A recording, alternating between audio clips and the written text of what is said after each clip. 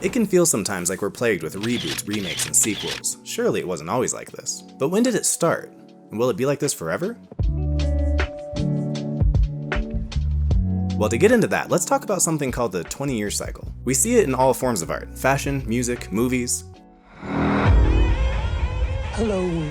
And great googly moogly do we see it in movies. The idea behind the 20-year cycle is that the youths of 20 years ago are now old enough to heavily influence our modern works. They're today's screenwriters and directors. So today, a 35-year-old writer will be nostalgic for the 90s. It's called Mid-90s. It's about a group of kids in the mid-90s. I have to assume that you were pulling from something from your own life because of the amount of specificity to this world. Like, this had to have been something that you experienced to some degree. But hasn't that always been the case?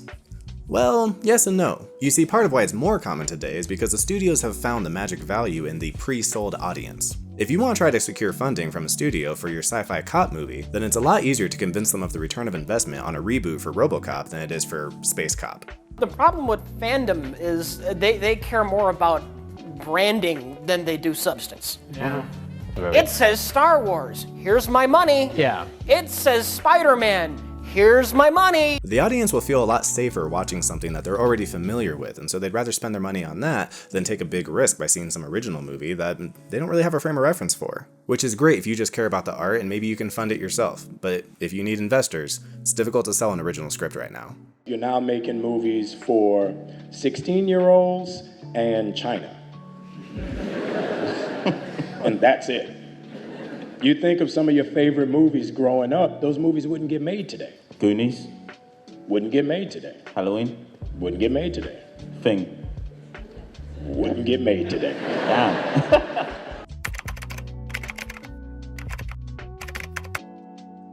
But another thing to keep in mind is that the 20-year cycle in movies hasn't really always been around. It kind of started in the 70s, about the 50s. Goodbye, gray sky, hello blue.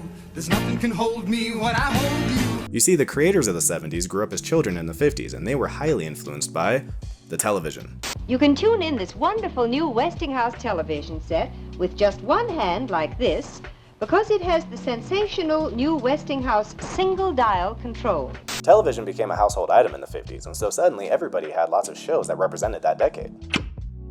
If the movie makers of the 50s wanted to be nostalgic about the 30s, well, they would have to go back off of memory, or written accounts, or the radio broadcast. So that might be part of why it felt like half of all entertainment was either westerns or musicals. A man whose unconquerable will and boundless determination carved a lusty, rough, and boisterous slice of history called The Searchers. But the 50s was well documented due to the television, and so when they wanted to make something nostalgic about the 50s, there was plenty of data to pull from. And this only gets more and more true as we pass through the decades. Fast forward to the 90s and we have shows like Freaks and Geeks and That 70s Show. What's going on? Oh, just a classic case of hands stuck in vase. Well, get it off, or you'll have a classic case of foot stuck in ass. J.J. Abrams emulates Steven Spielberg so much that some people would go so far as to say he's basically just a ripoff. So theoretically, this will never end, right? Well, I'm not so sure, because we just may hit a wall after the 90s. You see, the 90s may be the most well-documented decade where the entertainment sources were still relatively limited. It's easy to paint a broad picture of the 90s because everyone remembers Tupac and Biggie, and everybody was watching all of that in TGIF. You did it! You built a robot! Oh, yes. It's Robo Nerd.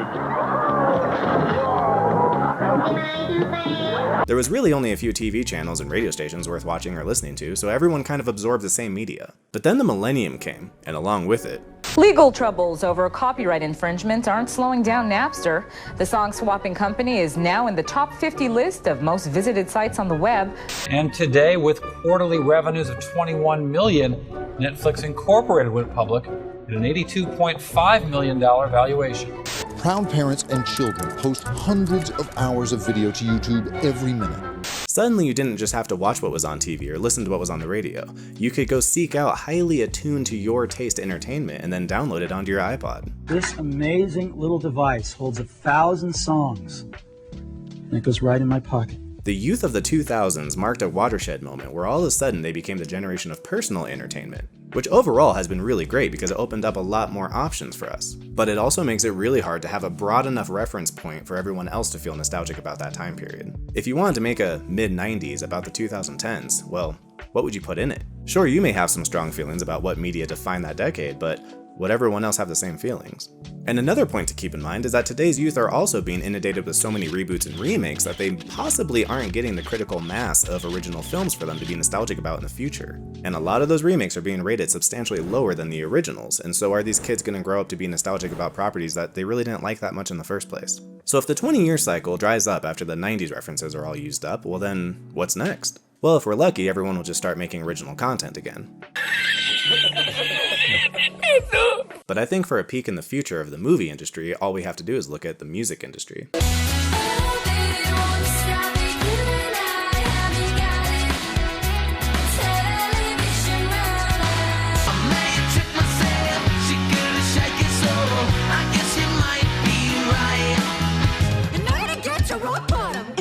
Not one member of the 1975 was alive in 1975, but all of these bands made out of 20-somethings don't only draw influence from the 80s, they emulate it. If you were to play choice songs from any of these bands to an unsuspecting Gen Xer, they may think that this is an old song that they just forgot about. So what may end up happening is young directors just randomly picking some other decade that they just have an affinity for, having this nostalgic feeling about a time that they weren't even a part of. So what do you think will happen with the future of remakes? Let me know in the comments. Till next time. So our heroine finds herself in a dark corridor. The score volumes down, and as she looks around blind corners, the ambient sound swells, and suddenly we can hear her breathing until, well, you know what happens next. But why? Well, because you've seen a movie or two before. And because of that, this particular horror movie doesn't have to explain